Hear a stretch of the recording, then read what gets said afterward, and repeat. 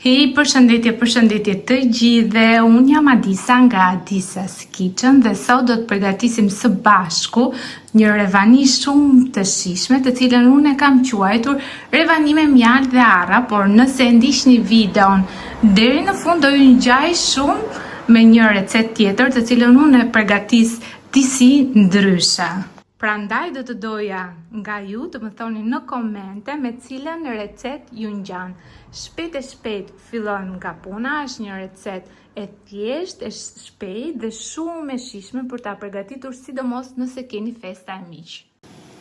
Gjithashtu nuk do harroj t'ju kujtoj, nëse jeni të rinj në kanalin tim, mos harroni të bëni subscribe e të shtypni butonin e ziles, kështu njoftoheni sa herë postoj një recetë të re. Si fillim do na duhen 3 vezë të plota në temperaturë ambienti, të cilat do i bashkoj me 120 gram sheqer. Rahi me rasin elektrik për rreth 5 minuta sa krijohet një masë homogjene dhe disi shkumoze e vezëve.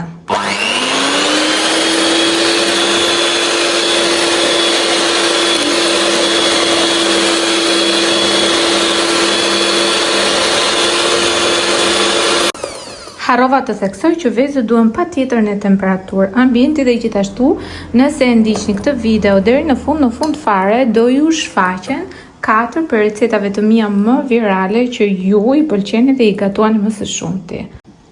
Shikoni pak se si duhet të duket shkuma e vezëve, e zbet dhe poroze. Gjithashtu nuk duhet harrojmë të ndezim furrën si fillim në 200 gradë Celsius, pasi gjithmonë kur bëjmë ëmbëlsira, furra duhet të jetë e ngrohur paraprakisht. Tani do të shtojmë 120 gram gjalp i shkrirë në temperaturë ambienti në fije, duke rrahur në të njëjtën kohë dhe duke shtuar gjalpin në fije, pra një fije e hollë gjalp.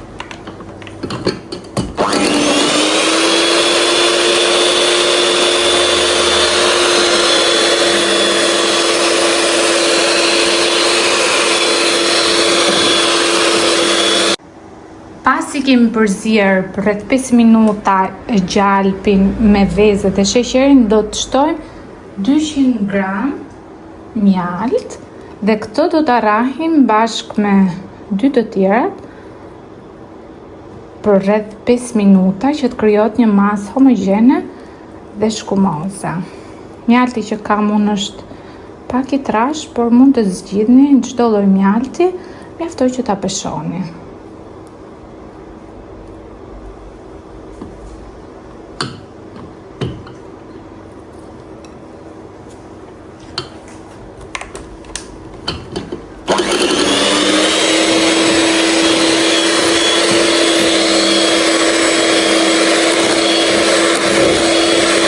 Në një tasë të madhe do të bëjmë bashkë të gjithë përbërësit e ngurtë. Na duhen 400 gram miell, një lugë çaj me kanellë, do të na duhet gjithashtu një lugë çaj me sodë buke dhe 200 gram arra të bluara imët.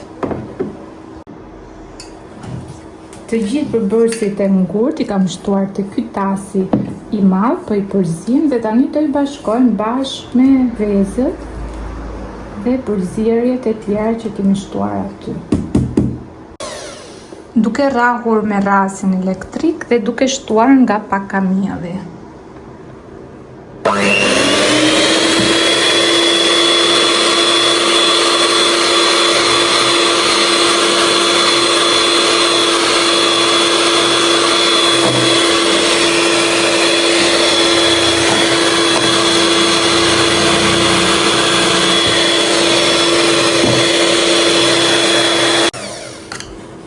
Kemi edhe pjesën e fundit të miellit për të shtuar.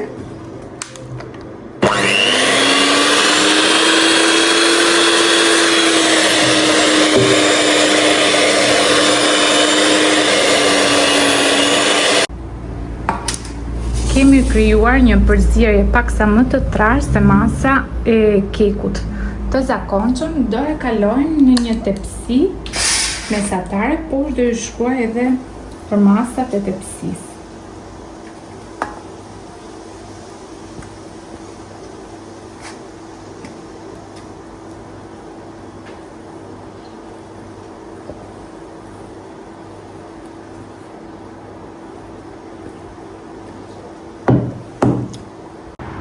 E shpërapi mirë masën e brumit në të gjithë tepsin dhe do e kalojmë në furrën e ngrohur më parë 200 gradë Celsius për rreth 10 minuta dhe më pas do e kalojmë në 180 gradë Celsius për rreth 30 minuta.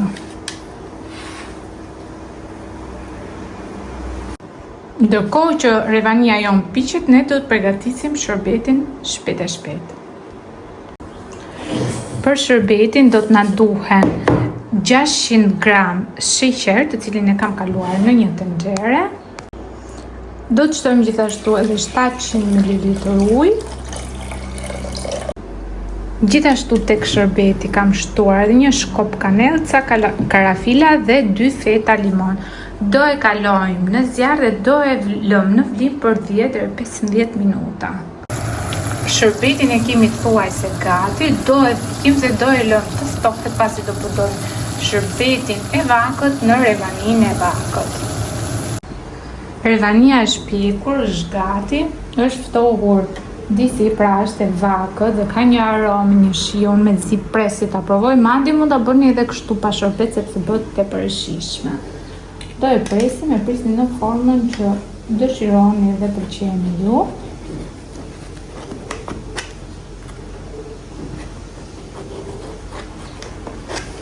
Shërbetin e kemi gjithashtu gati, kemi lënë që të ftohet pak.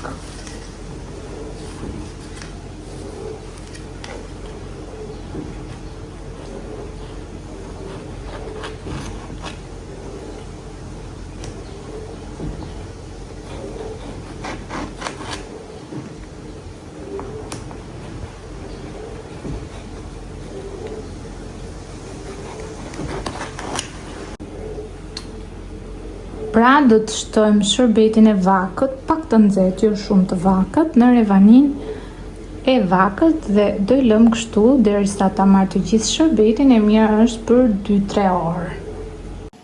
Dhe shikoni pak si duket ëmbëlsira jon, unë përdor për dekor edhe ca arra në sipërfaqe. Ju sugjeroj shumë ta provoni sepse një herë po ta provoni nuk do e ndani nga recetat tuaja të preferuara. Faleminderit që e ndoqët videon deri në fund dhe nëse jeni të rinj në kanalin tim, mos harroni të bëni subscribe e të shtypni butonin e zilës, kështu njoftoheni sa herë postoj një recetë të re.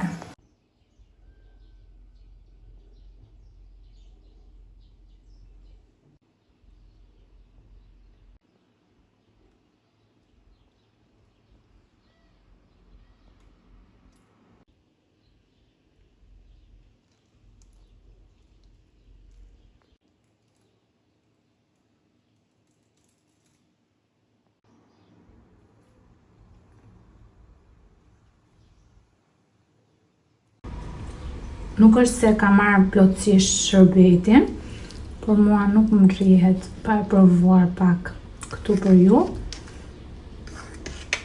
Nuk kam fjalë, duhet ta provoni patjetër, nuk po ju a them më. Prandaj po ju them miru pafshim dhe shihemi në videon e radhës.